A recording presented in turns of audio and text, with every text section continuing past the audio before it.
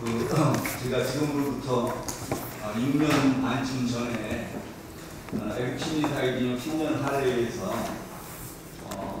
신년 이사를 하면서 문재인 공산주의자이고 이 사람이 대통령이 되면 대한민국이 적화되는 건 시간입니다. 이렇게 얘기를 해서 민형사상 제거를 당해서 지금 재판받고 있는 거 알고 계시죠? 오늘은 이제 주로 이 고소 사건을 중심으로 발표를 좀 해달라고 요구를 받아서 이 사건을 중심으로 말씀드리는데, 이 사건에 대해서 말씀드리기 전에 제가 막말과 거짓 뉴스에 대해서 간단한 제 의견을 먼저 말씀드리겠습니다. 제가 6년 전에 그리고 또 2015년도에 이걸 고소당할 무렵에 제가 한 이 말이 막말이라고 언론에서 모든 언론이 저를 공격한 내용을 알고 계신가요? 예. 모르시나요? 이게 지금 제가 문재인 공산주의자이고 이 사람이 대통령이 되면 대한민국이 적화되는 건 시간 문제다라고 한 말이 막말이라고 그래가지고 온 언론이 저를 다 비난을 했었습니다. 그런데 지금 보니까 어떻습니까? 그게 맞는 말입니까? 틀린 말입니까? 맞습니다. 예, 그 지금 보면은 우파가 맞는 말을 하면은 좌파가 그거를 막말로 몰아가지고 이렇게 그 전 언론을 동원해서 이렇게 지금 이지매를 가하고 있는 그런 형국입니다. 그래서 지금 우리 김문수 지사님께서도 말씀하셨지만 지금 최명진 전 의원 같은 경우에 한 말들을 이걸 막말이라고 볼 수 있는 건지 그런 거에 대해서 심각하게 고려를 해서 우리가 보완에 동하지 않도록 했으면 좋겠습니다. 그리고 거짓 뉴스에 대해서 말씀을 드리면은 지금 현 정부가 제가 아까 말씀드린 것처럼 결국은 좌파 정부가 됐고 지금 공산화의 길을 가고 있다고 저는 그렇게 주장을 했는데 거기에 대해서 별 이의가 없으시죠? 그런데 이 좌파 정부가 지금 모든 언론을 장악을 해가지고 자기들 뜻대로 자기네들한테 유리한 정보만 제공을 하고 있는데 자기네들이 전혀 예상하지 못했던 유튜브라는 것이 나타나가지고 거기서 진실을 지금 보도를 하고 있습니다. 그런데 좌파 정부라는 거는 좌경 이념이라는 건 기본적으로 사회적 약자를 이용해서 정권을 획득하려는 사기극이고 좌파 정부는 그런 사기극에 의해서 사기에 의해서 집권한 정부가 좌파 정부입니다. 그리고 또 좌파 정부가 유지가 되려면은 또 이 좌파 정부를 공산 정권으로 끌고 가려고 그러면은 이 끊임없이 허위를 얘기를 해야 됩니다. 끊임없이 사기를 쳐야 됩니다. 사기가 안 통하면은 그러면은 공산화로 갈 수도 없고 좌파 정부가 유지가 될 수도 없습니다. 그렇기 때문에 사실은 표현의 자유를 인정해 가지고는 어느 공산 정부가 표현의 자유를 인정하는 공산 정부가 어디가 있습니까? 표현의 자유를 인정하면은 절대로 좌파 정부도 아니고 공산화가 될 수도 없습니다. 그러니까 현 정부가 표현의 자유를 인정해줬으면 좋겠다. 이거는 도저히 우리가 기대해서는 안 되고 우리가 투쟁해서 얻어낼 수밖에 없다는 말씀을 드립니다. 그래서 모든 언론을 장악한 현 정부가 좌파 정부가 뜻하지 않게 나타난 그 유튜브가 진실을 밝히게 되니까 이거를 어떻게 규제를 해볼까 해가지고 유튜브는 거짓말 뉴스를 생산한다 이런 모함을 이런 프레임을 만들어 가지고 유튜브를 규제하려고 그러다가 펜앤마이크에서 그러면은 누가 정말 거짓 뉴스를 하는지 보자 해가지고 시리즈로 13편까지 했나요? 15편까지 했나요? 하여튼 그렇게 결국 공격을 하니까 정부가 자기네들을 미천이다 들통이 나니까 결국은 유튜브를 거짓 뉴스라는 프레임에 거는 거를 지금 포기하고 마른 상태인데 지금 우리가 북한을 자유화하고 민주화시키려고 그러면은 자꾸 북한에다가 이 진실을 알려줘야 되는 것처럼 실상을 알려줘야 되는 것처럼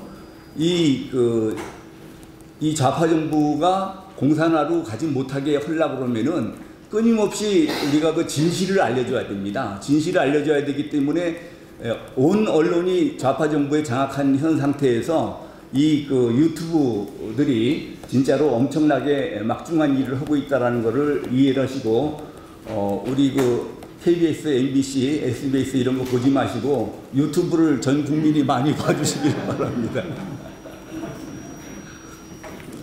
그러면 뭐 그 제 고소 사건은 많이들 아실 테니까 간략간략하게 보고를 드리겠습니다. 아까 말씀드린 것처럼 그 제가 그 자리에서 말씀드린 것이 불임 사건은 민주화운동이 아니라 공산주의 운동이다. 문재인은 불임 사건의 변호인으로서 사건 기록을 다 보았을 것이기 때문에 그 사건이 공산주의 운동인 것을 잘 알고 있었을 사람이다. 그런데 노무현 정권 당시 청와대 민정수석 비서실장 등으로 재직하면서 고영주에게 인사상 불이익 등 보복 조치를 했다. 그래서 문재인은 공산주의자이고 이 사람이 대통령이 되면 우리나라가 적화되는 건 시간 문제라고 확신하고 있었다. 근데 지금 고소 사건은 3가지가 되어 있는데 그 중에서 이 공산주의자 부분을 중심으로 설명을 드리도록 하겠습니다. 사실 이 내용은 문재인을 제가 비방하기 위한 것이 아니고 그 당시 이제 바로 전해 2012년 12월 달에 박근혜 후보가 대통령으로 당선됨으로써 이제 우리나라가 적화를 면한 것은 정말 다행이다. 그 일에 앞장서 주신 애국 단체 대표들이 고맙다. 이런 게 박근혜 대통령이 당선된 역사적 의의를 설명한 것인데 그리고 그 당시에는 이 문재인은 공산주의자이고 이 사람이 대통령이 되면 우리나라가 적화되는 건 시간 문제라는 것에 대해서 아무도 관심을 안 가졌습니다. 그런데 2015년도에 제가 방송문화진흥회 이사장으로 선임이 되니까 이걸 가지고 저를 공격하기 시작했습니다. 제가 발언한 후에 2년 9개월이 지나서 이 문제로 트집을 잡아서 저를 고소하고 민사상으로도 처음에는 2억 원 손해배상을 하고 소송 제기했다가 합의부로 가는 것을 막기 위해서 그걸 1억 원으로 줄여서 단독판사한테 배정을 했습니다. 그 단독판사가 바로 우리법연구회 출신 판사였습니다. 그래서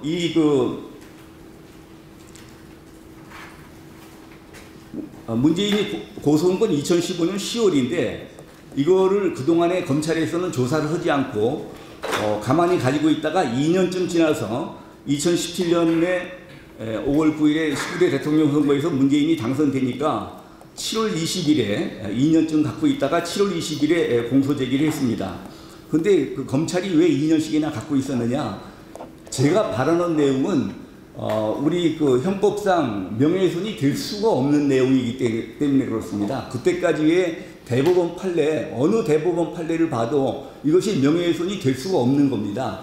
그러니까 이제 검찰이 원래는 이거를 공소제기를 할 수도 없고 그렇다고 또 대통령이 고소한 사건을 무혐의 불기소 처분할 수도 없고 그러니까 입장이 난처해서 갖고 있다가 결국은 그 검찰 인사가 가까워지니까 할 수 없이 법원에 가서 알아서 무죄를 받든지 마음대로 하라고 보고 기소를 한 겁니다. 제가 이때 진짜로 제가 그 28년 가까이 검사 생활을 했지만 저는 그렇게 느껴보지 못했는데 이 사건 제가 피의자가 되면서 대통령의 권력이 얼마나 막강한지를 실감하게 한 사건입니다.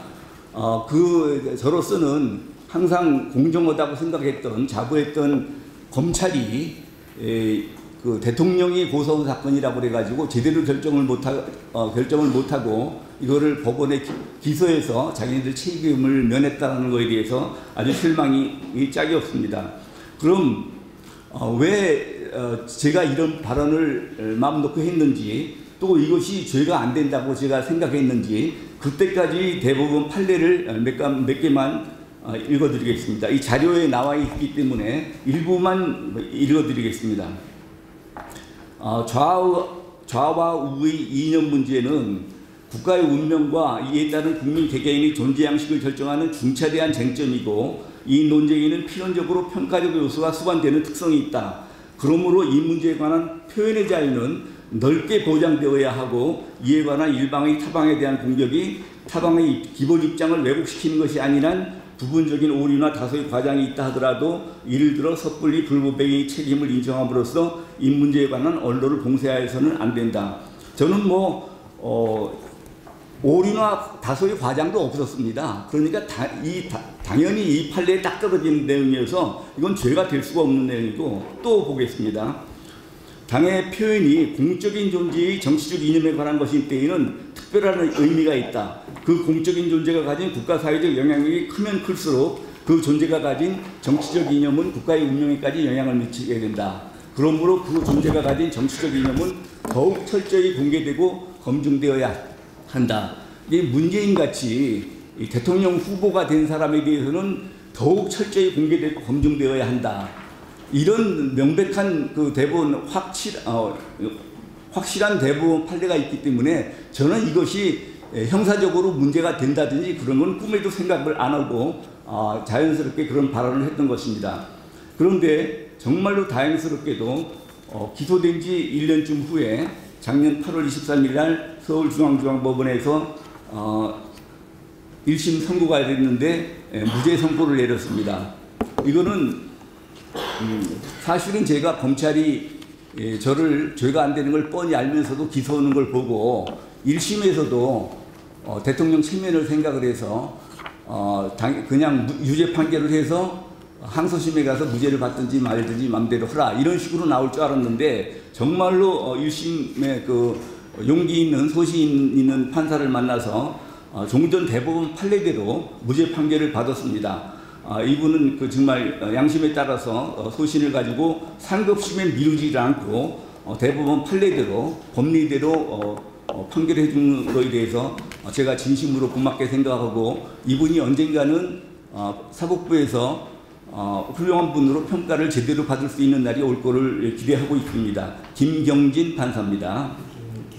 김경진 판사.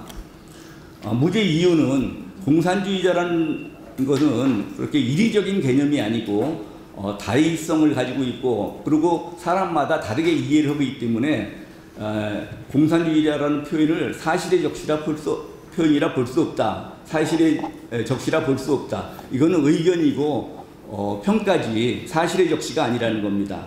그리고 이분이 그냥 그 제 발언이 죄가 안 된다는 판단에 그치지 않고 제 발언의 정당성에 대해서까지 평가를 해주셔서 더 고맙게 생각합니다. 뭐라고 썼냐면은 정치인의 정치적 이념에 대한 평가는 폭넓게 인정되어야 하고 피고인은 저를 얘기하는 겁니다. 피해자를 악의적으로 모함하거나 인격적 모욕을 주려는 의도를 가진 것으로 보이지 않고 이 다음이 중요합니다. 오히려 자신이 자유민주주의 체제라고 믿어온 체제의 유지에 모든 관심을 집중하고 있는 것으로 보인다. 제가 딴 생각이 없이 제가 믿는 자유민주 체제를 지키기 위해서 최선을 다한 걸로만 밖에 생각할 수 없다. 이런 식으로 바르게 판단을 해주셨습니다. 그런데 검찰은 여기에 불복해서 8월 27일 날 바로 항소를 했습니다. 그런데 쭉 항소심에서는 가지고 있다가 금년 1월 10일에 기일을 추후 주정했습니다. 사실은 이 재판부를 항소심 재판부를 주심 판사를 유경은이라고 그래가지고 요새 법원에서 유명한 국제인권법 연구회 소속 판사로 지정을 했습니다. 사실은 이거를 유죄로 바꾸기 위해서 이제 만반의 조치를 다 취해놨는데 변희재 대표가 이정희를 주사파라고 해가지고 한 거는 나중에 무죄가 받았고 이번 손석재구 재판하면서 전부 변희재에 대한 영장을 발부한 사람이나 재판에서 판결한 사람이나 전부 우리법연구회 국제인권법연구회 출신이 맡은 거 알고 계시죠? 도저히 그거는 국제인권법연구회 우리법연구회 출신이 맡을 확률을 20분의 1이라고 그럴 때 3번 연속해서 우리법연구회 출신, 국제인권법연구회 출신이 맡을 확률이 얼마나 되느냐? 20분의 1에 3승이면은 8,000분의 1이 되나요? 예, 그런데도 계속 우리법연구회, 국제인권법연구회 출신 판사가 맡은 거 알고 계시죠? 저도 항소심에서 국제인권법연구회 출신이 제 사건을 맡았는데 다행스럽게 이 사건은 재판장이 제 민사소송을 지금 대법원에 계속 중이기 때문에 또 이 문제에 대해서는 며칠 전에 민주당의 제3 사무부총장을 하는 김현 전 의원이 제가 대법원에서 벌금형이 확정됐다고 그런 위헌별을 날짜 유포해가지고 그래서 제가 조만간 시정을 요구하고 시정이 되지 않으면은 명예훼손으로 고소를 하려고 생각을 하고 있습니다. 제 민사가 지금 그 대법원에 가 있고 아직 확정이 선고가 안 됐습니다. 그래서 형사를 이 재판부가 입장이 난처하니까 민사재판 대법원 판결이 난 다음에 형사재판을 하겠다 이렇게 가지고 지금 기일을 추후 지정해서 무기 연기되어 있는 상태입니다. 참고로 민사사건 진행 상황을 말씀드리면은 2013년 1월 4일 날 문제 발언이 있었는데 아까 말씀드린 것처럼 2년 9개월 만에 2015년 9월 17일 날 손해배상 청구 소송을 문재인이 저한테 제기를 했고 처음에 2억 원을 손해배상 청구했다가 요거를 단독심으로 만들기 위해서 1억 원으로 소송 가액을 줄였습니다. 그런데 1년 만에 재판을 별로 하지도 않고 1심 손해배상 3천만 원을 선고했습니다. 아까도 말씀드렸지만 이 재판장은 우리 입법위원회 출신이고 저희가 증거 신청을 했는데도 불허하고 아무것도 받아들이지 않고 국정감사 일정에 맞춰서 무리한 선고를 했습니다. 판결 이유를 보면은 문재인이 공산주의자라고 인정할 만한 구체적 증거가 없다 그랬는데 제가 문재인이 공산주의자라는 증거를 26건이나 제출했는데 한 건도 자료가 없다 이런 황당한 재판을 했습니다. 그래서 제가 바로 2016년 10월에 항소를 했고 그래서 2심에서는 형사에서 무죄가 나온 다음에 손해배상 1,000만 원으로 깎여줬지만 제가 도저히 납득을 할 수 없어서 상고를 해서 지금 아까 말씀드린 것처럼 대법원의 재판 계속 중입니다. 짧게 끝내달라고 해서 표현의 자유에 대한 최근의 판례만 소개를 하겠습니다. 그 전에 변희재가 통진당의 이정희 대표를 상대로 주사파하고 종북이라고 표현을 했다가 그것이 민사상 손해배상 청구가 들어와가지고 1심, 2심까지 다 손해배상 하라고 나왔는데 작년 10월 30일 날 대법원에서 전원 합의체 판결로 그거를 파기환송을 했습니다.